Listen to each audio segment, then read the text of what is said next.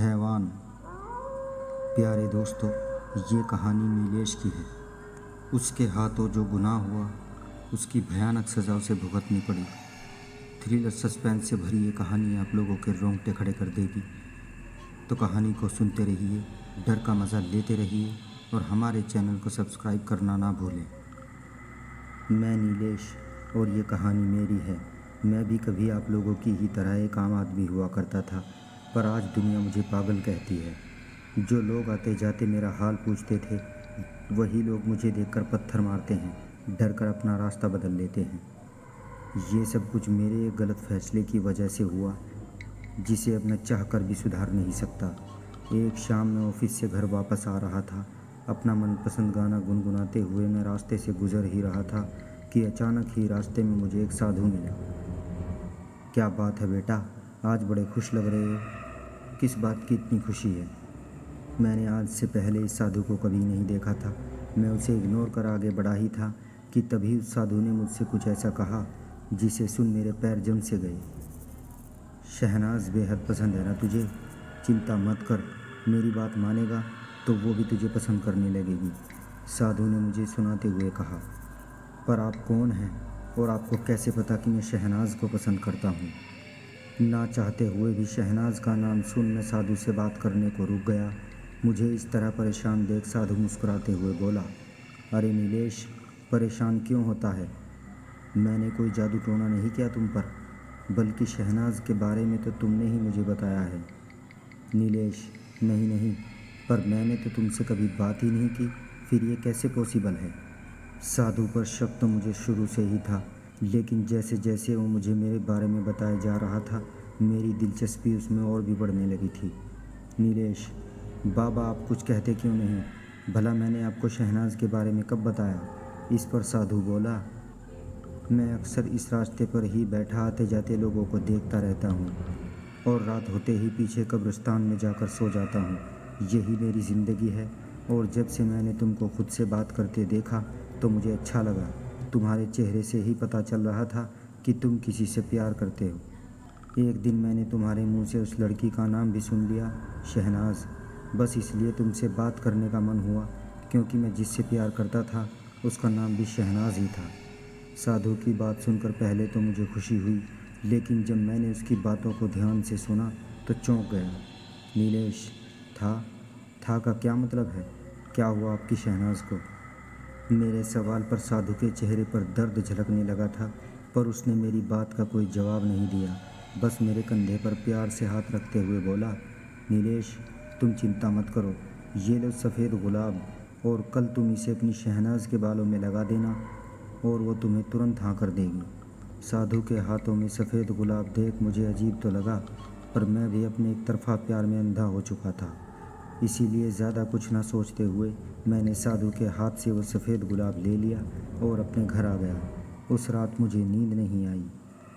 मैं बस साधु के दिए सफ़ेद गुलाब में अपनी शहनाज को इमेजिन कर रहा था और पूरी रात यही सोच रहा था कि कब शहनाज मुझे हाँ बोले और मैं उसे अपनी बाहों में भर लूँ। इन्हीं सपनों को देखते हुए कब मेरी सुबह हुई मुझे पता ही नहीं चला। शहनाज, आई लव यू, और फिर वो प्यार से मुझे अपनी बाहों में भर लेगी। मैं बस सोच रहा हूँ शहनाज के हाँ करने के बाद उसे खाने पर ले जाऊँ या फिर उससे शॉपिंग के लिए पूछूँ। खुद से कहता हुआ जब मैं ऑफिस पहुँचा, शहनाज मुझे कहीं नहीं दिखी। किसी तरह बेचैनी में दिन ख़त्म हो गया। शाम हो गई। ऑफिस से सब लोग घर जा चुके थे, पर मैं अभी भी शहनाज का इंतज़ार कर रहा था। ऑफिस में ही बैठा था कि अचानक शहनाज मेरे सामने आ गई। शहनाज मेरे सामने गले में वरमाला डाले खड़ी थी। उसने मेरे दोस्त से ही शादी कर ली थी। सच कहूँ तो दिल टूटना किसे कहते हैं, मैंने तब महसूस किया था। उस वक्त मैं जिस मंज़र से गुज़र रहा था उसे मैं शब्दों में बयां नहीं कर सकता। मन तो कर रहा था कहीं भाग जाऊँ, सब कुछ छोड़ दूँ, कि तभी शहनाज ने मुझे गले लगाते हुए कहा, नीलेश, मैं तुमको सब कुछ बताने ही वाली थी, पर सब कुछ इतना जल्दी हो गया कि मुझे मौका ही नहीं मिला। शहनाज अभी बोल ही रही थी कि उसने मेरे हाथ में साधु का दिया हुआ वो सफ़ेद गुलाब देख लिया। शहनाज, अरे वाह, तुम सच में मेरे सबसे अच्छे दोस्त हो। मेरे लिए सफ़ेद गुलाब लाए हो, ये मेरी फेवरेट है। लाओ इसे मुझे दो, मैं इसे अपने बालों में लगा लेती हूँ। शहनाज ने ये कहते हुए मेरे हाथों से वो गुलाब लेकर अपने बालों में लगा लिया। गुलाब लगाते ही उसकी आंखों में क्या हुआ, उसकी आंखें एकदम लाल हो गई। मैं ये देखकर चौंका ज़रूर, पर अगले ही पल अपना वहम समझकर नज़रअंदाज भी कर दिया। गुलाब लगाते ही वो पूरी बदल सी गई। वो खुद को शीशे में देख हंसे जा रही थी, जैसे कि पुरानी आत्मा को कोई नया शरीर मिल गया हो। एक पल को मैंने देखा कि शहनाज अंधेरे में किसी से बात कर रही है। शीशे में देखकर लो मैं आ गई, क्या खूबसूरत जिस्म ढूंढा है तुमने। इस बार कसम से दिल खुश हो गया। जल्दी तेरे पास आती हूँ तुझे भी खुश करने। नीलेश, ये अंधेरे में किससे बातें कर रही हो तुम? मैंने शहनाज से कहा, पर उसने मुझे ऐसे देखा जैसे मुझे जानती ही नहीं। वो बिना मुझसे कुछ कहे ऑफिस के बाहर चल दी। नीलेश, शहनाज सुनो तो, इतनी रात में कहाँ जा रही हो? तुम्हारा पति तुम्हारा इंतज़ार कर रहा है। शहनाज, मैं उसको पुकारता हुआ उसके पीछे चल रहा था, पर मेरे इतने बुलाने पर भी उसने एक बार भी पीछे मुड़कर नहीं देखा। मेरे मन को किसी अनहोनी का डर सता रहा था, और तभी मैंने देखा शहनाज एक कब्रिस्तान के अंदर जा रही थी। नीलेश, ये कब्रिस्तान तो वही कब्रिस्तान है जिसमें वो साधु रहता है। मैं खुद से कह ही रहा था कि तभी मुझे किसी के मंत्रोच्चारण की आवाज़ सुनाई दी। वो कब्रिस्तान में उन्हीं मंत्रों की दिशा में जिंदा लाश बने चली जा रही थी। मैं एक कब्र के पीछे छिपा बैठा ये सब देख रहा था। इससे पहले मैं कुछ समझ पाता, मैंने देखा कि एक साधु हवन कुंड में कुछ मंत्र पढ़ता हुआ अपने खून की आहुति दे रहा है। साधु मंत्र पढ़ ही रहा था कि तभी उसने अपनी एक आंख खोलकर देखा कि शहनाज उसके सामने खड़ी है। शहनाज को देख साधु के चेहरे पर मुस्कान उमड़ पड़ी थी, पर मुझे सब कुछ साफ साफ समझ में आ चुका था। अच्छा, तो इस साधु ने सफ़ेद गुलाब पर काला जादू किया हुआ था, तभी शहनाज उसके पास आई है। मैं खुद से कह ही रहा था कि तभी साधु ने शहनाज को अपने पास आने का इशारा किया। शहनाज भी एक सीध में साधु के पास जाने लगी। मैंने चिल्लाते हुए साधु से कहा, तो इस साजिश के पीछे तेरा हाथ है, और तूने जो कुछ भी कहा वो सब झूठ था। साधु मुझे गुस्से में देख मुस्कुराने लगा और हवन कुंड में फिर से अपने खून की आहुति डालते हुए बोला, इस संसार में प्यार जैसा कुछ नहीं होता। ये सब सिर्फ एक कल्पना है और कुछ नहीं। अगर इस संसार में कुछ वास्तविक है तो वो है वासना, सिर्फ और सिर्फ वासना। और हाँ, मैंने तेरे से जो कुछ भी कहा था वो सब झूठ था, बिल्कुल तेरे एक तरफा प्यार की तरह। अभी तो मैं तेरी आंखों के सामने ही तेरे प्यार को तार तार करने वाला हूँ। इतना कहकर साधु ने शहनाज को अपनी बाहों में भर लिया। ये देख मेरे पूरे बदन में आग लग गई। साधु ने जिस हवन कुंड में अपने खून की आहुति दी थी, उसी हवन में से दो साधु और निकले जो मुझे पकड़कर मेरा गला दबाने लगे। मैं अपनी आखिरी सांस के लिए भी साधु के बहरूपियों से लड़ रहा था। तभी मैंने देखा साधु शहनाज को अपनी गोद में बिठाकर उसके गालों को छू रहा है और उसके जिस्म को सहला रहा है। ये वो पल था जब मुझे मेरे किए पर शर्मिंदगी होने लगी थी, क्योंकि शहनाज के साथ जो भी कुछ हो रहा था उसकी वजह मैं था। उस बेचारी को तो इस बारे में कुछ पता ही नहीं था। मैं साधु के सामने खूब गिड़गिड़ाया, अरे क्या बिगाड़ा है इसने तेरा, मैं तेरे हाथ जोड़ता हूँ। मैं उससे शहनाज की भीख मांग रहा था, पर साधु ने मेरी एक न सुनी। वो साधु अब शहनाज के जिस्म से कपड़े नोचने लगा था, जो मुझे किसी हाल में बर्दाश्त नहीं था।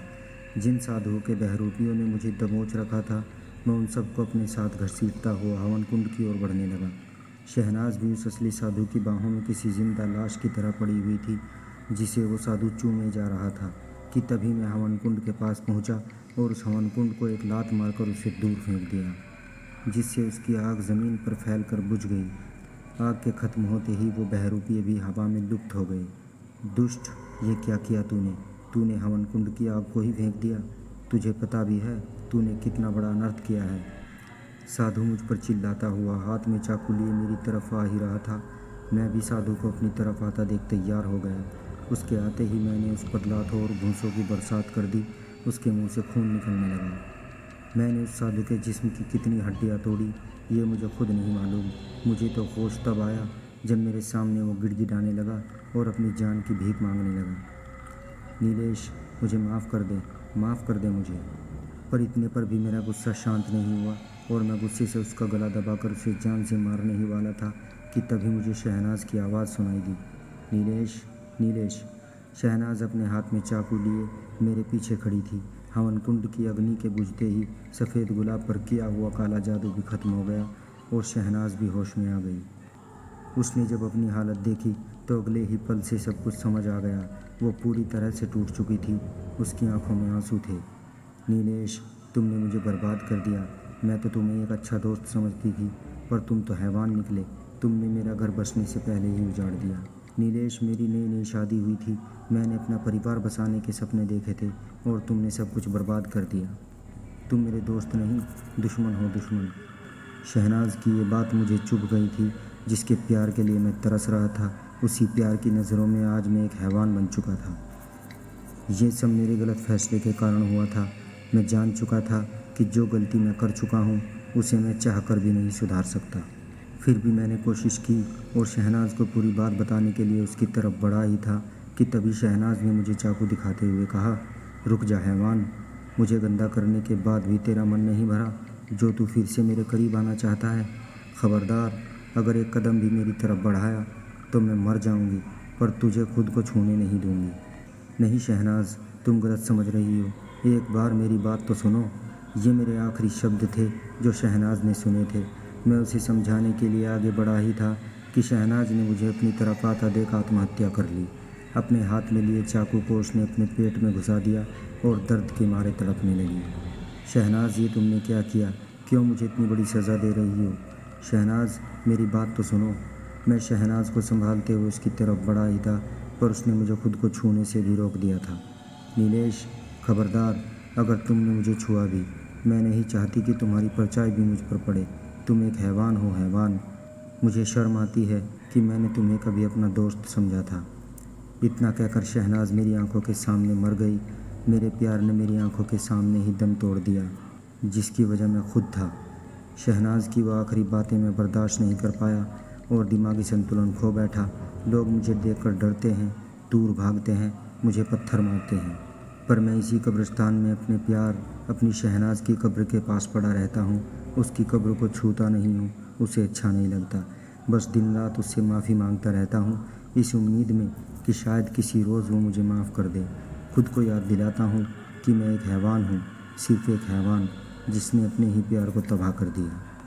तो प्यारे दोस्तों, कहानी कैसी लगी कमेंट बॉक्स में ज़रूर बताएं और हमारे चैनल को सब्सक्राइब ज़रूर कर दें। बहुत बहुत शुक्रिया।